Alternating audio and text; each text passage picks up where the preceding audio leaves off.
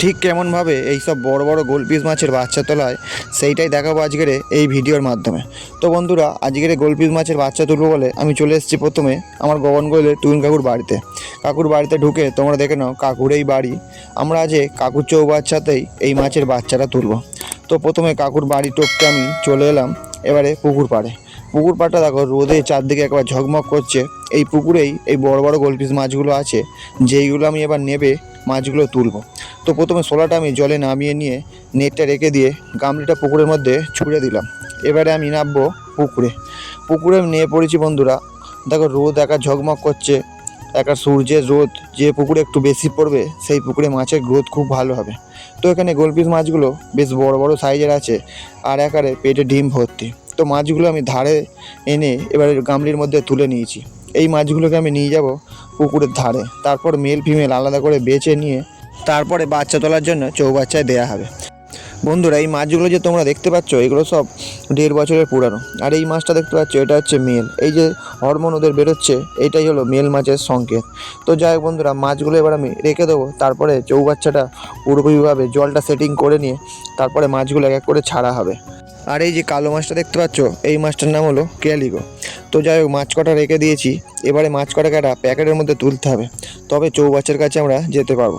তো মাছ কটা এক করে নিয়ে সব কটা প্যাকেটের মধ্যে ঢুকিয়ে নিয়ে আমরা চৌবাচ্চার কাছে যাব। তার কারণ চৌবাচ্চাতে জল ভর্তি করা আছে, জলগুলো নিয়ে প্রত্যেকটা চৌবাচ্চায় সমপরিমাণভাবে দিয়ে দিতে হবে।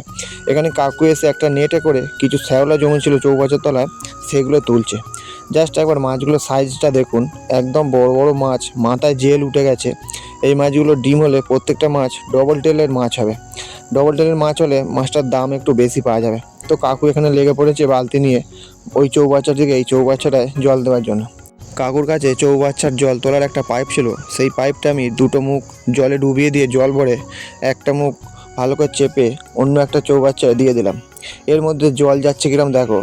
এটা একটা অন্যরকম কায়দা, এইটা আমরা অনেকদিন ধরেই জানি, কারণ এই আমাদের জল তোলা কাজ এরকম দুটো পাইপের মুখ জলে ডুবে চেপে আর একটা মুখ বাইরের দিকে দিলেই সব জল বাইরে বেরিয়ে আসবে। এদিকে আমরা কাজ করছি, তার মধ্যে দেখি প্রভু রামের ভক্ত এখানে এসে পড়েছে। তারপরে কাকু দুটো কলা নিয়ে চালের ওপর দিতেই দেখি একটা হনুমান দৌড়ে এসে কলা খাওয়া আরম্ভ করে দিল। তো যাই হোক বন্ধুরা, আমরা কাজ করতে করতে আবার হনুমানেরও দর্শন পেয়ে গেলাম। হনুমানটা এসেই কলাটা ছাড়িয়ে কিন্তু খাওয়া আরম্ভ করে দিয়েছে। তারপরে এখানে কাকুর আমি দাঁড়িয়ে আছি, একটা হনুমান ঝাঁপ দিয়ে আমাদের সামনে দিয়েই চলে গেল ওই দিকে। তো যাই হোক, হনুমানের ওদিকে চলে গেল, আমরা আমাদের কাজে লেগে পড়ি। তারপরে কাকু বললো একটু তুমি জল তোলো। এবারে আমি বালতি নিয়ে লেগে পড়লাম।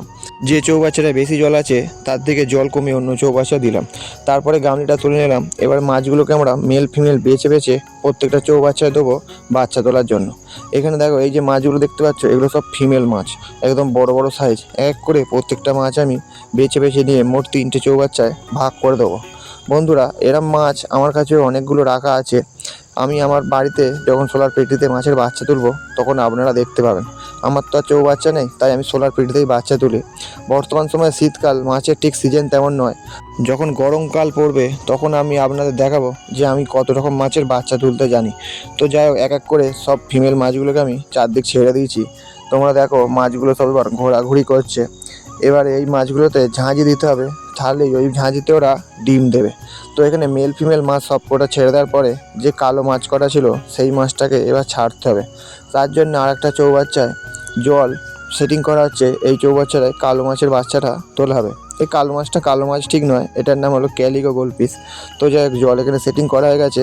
এই সব কটা মাছ আমি এবার এই চৌবাচ্চাটায় ছেড়ে দিলাম। বন্ধুরা, এই মাছগুলো এখানে খালি রেখে গেলে হবে না, এখানে বেঁজি আর সাপের খুব উৎপাত, তাই জাল দিয়ে ঘিরে দিচ্ছে কাকু। তারপরে এই ঝাঁঝিগুলো নিয়ে আমি প্রত্যেকটা চৌবাচ্চা দিয়ে দেবো, এই ঝাঁঝিতেই ডিম দেবে।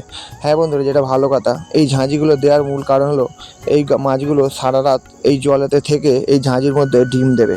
মেল ফিমেল মাছের পেছনে ঘুরবে আর ফিমেল মাছ এই ঝাঁঝির ওপর ডিম দিতে দিতে যাবে। যে কটা ঝাঁঝি ছিল নিয়ে আমি 4টে চৌবাচ্চায় দিয়ে দিলাম। এবারে আমরা চলে যাব, আজ আর এখানে একদম আসবো না, ঠিক কালকের সকালবেলা এসে দেখবো মাছগুলো ডিম দিয়েছে হ্যাঁ কি না।